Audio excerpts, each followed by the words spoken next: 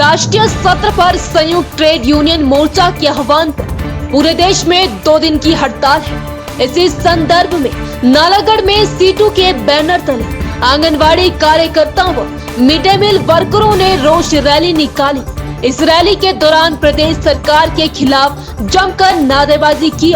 SDM के माध्यम से प्रधानमंत्री को ज्ञापन सौंपा गया। उनका कहना है कि केंद्र सरकार द्वारा हाल ही में श्रम कानून बनाए गए हैं, उनमें मजदूरों के अधिकारों की कटौती कर दी गई है और उद्योगपतियों और ठेकेदारों को लाभ दिया गया है। उनकी यह मांग है कि इन कानूनों को रद्द किया जाए और जो मजदूर के हित में कानून है वह लागू किया जाए। जनरल सेक्रेटरी CITU जिला कमेटी सोलन, आज का ये जो कार्यक्रम है ये राष्ट्रीय स्तर पे जो ट्रेड यूनियनों का साझा मंच बना है उसके आह्वान पे 2 दिन 28 और 29 मार्च को पूरे देश के अंदर हड़ताल है।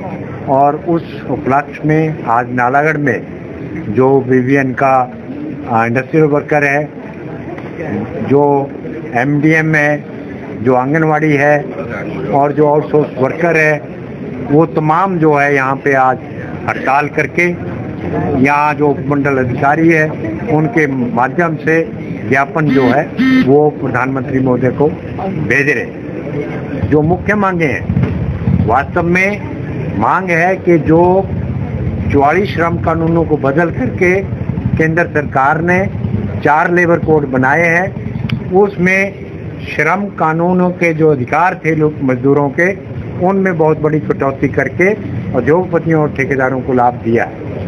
हम मांग कर रहे हैं आज कि उन जो लेबर कोड बनाए हैं, श्रम संहिताएं बनाई है, उनको रद्द किया जाए और जो 44 कानून है पहले के उनको बहाल किया जाए। ये मुख्य मांग आज की है, क्योंकि उन कानूनों के चलते, उन लेबर कोड के चलते जो मजदूरों के अधिकार है वो प्रभावित होंगे। उनका संगठित होने का अधिकार जो है, उनकी सोशल सिक्योरिटी का जो सवाल है वो प्रभावित होंगे। उनके भविष्य निधि जो होती है पेंशन, वो भी जो है प्रभावित होगी। इसलिए हम उन लेबर कोड का विरोध कर रहे हैं। दूसरा जो है कि ये जो न्यूनतम वेतन है, एक तो महंगाई के साथ नहीं जोड़ते, एक किसी राज्य में 10,000 है, किसी में 15,000 है, किसी में 20,000 है, लेकिन बाकी सारी चीज़ों का नापतोल है। लेकिन जो न्यूनतम वेतन है, जो आपका पे कमीशन है, जिसके माध्यम से आप कर्मचारियों को वेतन देते हैं, उसके हिसाब से 26,000 रुपये न्यूनतम वेतन होना चाहिए। लेकिन हिमाचल प्रदेश में सरकार ने क्या किया, कहने को 50 रुपये बढ़ा दिए, लेकिन कितना न्यूनतम वेतन होगा? 10,050, वो भी लागू नहीं होता। तो पूरे देश के अंदर जो है न्यूनतम वेतन एक जैसा हो और वो 26,000 हो और वो तमाम लोगों को मिले। और ये जो स्कीम वर्कर करोड़ों में काम करते हैं, चाहे वो आंगनवाड़ी है, मिड डे मील है, चाहे वो है, उनको 3500 रुपये में ठगा जा रहा है, 7,000 8,000 हज़ार रुपये में ठगा जा रहा है, 4500 रुपया हेल्पर को देते हैं, तो उसमें परिवार का गुजारा नहीं होता है। इसलिए 26,000 न्यूनतम वेतन लागू करें, उनको सरकारी कर्मचारी घोषित करें और जो सुविधाएं हैं PF की, ग्रेजुएटी की, वो उनको मिले। और दूसरा, एक भर्ती हिमाचल प्रदेश में हो रही स्कूलों के अंदर न्यू एजुकेशन पॉलिसी के तहत, वहाँ नर्सरी स्कूल खोल दिए हैं। जो आंगनवाड़ी में बच्चे आते थे उनको शिफ्ट कर दिया है 3.5 साल के, उधर आंगनवाड़ी के अंदर तो बंद हो जाएंगे, उनको घर भेजेंगे।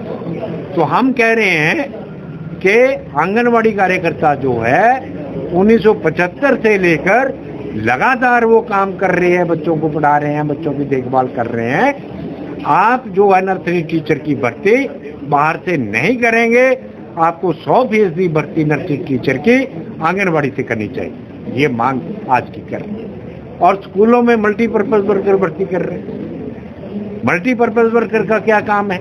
उससे सारा काम लेंगे, मिड डे मील का भी, PN का भी, चौकीदार का भी, चपड़ासी का भी, सबका काम लेंगे। उनकी है 8,000 पोस्टें हैं हिमाचल प्रदेश के अंदर, वो भी कहते बाहर से भर्ती करें। तो आपके पास है, आपने पार्ट टाइम उनको रखा है मिड डे मील को, वो सारा काम वो कर सकते हैं। आप उनको मल्टीपर्पज वर्कर क्यों नहीं भर्ती करते? उनको मल्टीपर्पज वर्कर भर्ती करो, उनको उसका वेतन दो, तब ये जाकर के गुजारा होगा। ये मांग जो है इसके अंदर कर रहे हैं कि ये जो स्कीम वर्कर है इनको जो है सरकारी कर्मचारी घोषित किया जाए और इसको एक किया जाए। दूसरा जो पुरानी पेंशन व्यवस्था है उसको बहाल करे हिमाचल प्रदेश की सरकार। सीटू की जो आंगनवाड़ी कार्यकर्ताओं का जो संबंधित पक्ष है उन्होंने आज एक अपने प्रतिनिधि मंडल के माध्यम से ज्ञापन दिया। उसमें उन्होंने मजदूरों से और आंगनवाड़ी वर्कर से संबंधित जो मांगे हैं जिनमें न्यूनतम वेतन, न्यूनतम जो है अधिकतम कार्य के जो समय है उसको डिसाइड करते हुए और मजदूरों से संबंधित विभिन्न प्रकार की 8-10 मांगे जो अपने हमारे समक्ष रखी है, तो उस ज्ञापन को हमने संबंधित अधिकारियों को प्रेषित कर दिया है ताकि उसको उचित मंच पर भेजा जाए। उज्जवल हिमाचल के लिए नालागढ़ से सुरेंद्र सिंह सोनी। भूषण ज्वेलर्स, अनमोल रिश्तों के लिए।